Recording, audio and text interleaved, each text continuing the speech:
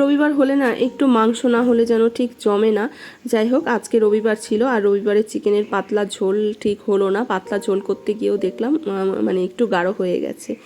তো সকালবেলা ঘুম থেকে উঠে না সমস্ত কাজবাজ সেরে স্নান করে পুজোটা দিয়ে নিলে সারাদিনের কাজটা যেন বেশ সুন্দরভাবে চলতে থাকে, মানে একদম মানে একটার পর একটা। তো পুজো টুজো দিয়ে চলে এসেছিলাম রান্নাঘরে। আর আজকে বানিয়ে নিয়েছিলাম একটু ওই চালের আটা দিয়ে একটু ছিটা রুটি বানাতে চেয়েছিলাম। তো কয়টা বানানোর পরে দেখছি অনেকটা টাইম লাগছে, সেই জন্য নর্মাল একদম গোলা রুটির মতো বানিয়ে নিয়েছিলাম। আর আলু ভাজা সেই দিয়ে খাওয়া দাওয়া হয়েছে সকালে।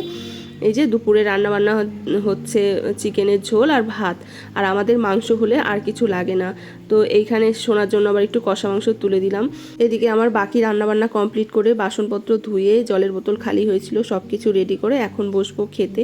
তো মাংসের কালারটা দেখেছো কি দারুণ এসছে। আর এখানে দেখো একটু স্যালাড কেটে নিয়েছি, যেহেতু বললাম এক তরকারি ভাত। এদিকে এখন কিন্তু আমি ভাত বেড়ে নিচ্ছি। এখান থেকে ভাতটা বেড়ে নিয়ে গিয়ে মানে টেবিলে আর কি রেখে দেবো, কারণ ও টেবিলে ভাতের হাঁড়িটা নিয়ে গেলে না ভাতটা ঠান্ডা হয়ে যায়, তখন একদম ভাল লাগে না খেতে।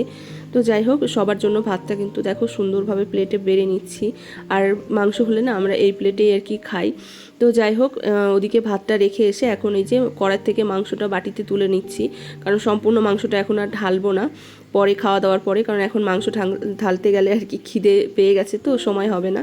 তো এই যে চলে এসেছি খাবার টেবিলে। মাংসটা নাকি খুবই ভালো হয়েছে, যেহেতু পাতলা ঝোল করতে চেয়েছিলাম, মশলাপাতি অল্প দিয়ে করেছি, তো সেই জন্য বেশ সুন্দর নাকি হয়েছে। আর আমার বরের তো এরকম মাংস খেতে খুব পছন্দ করে।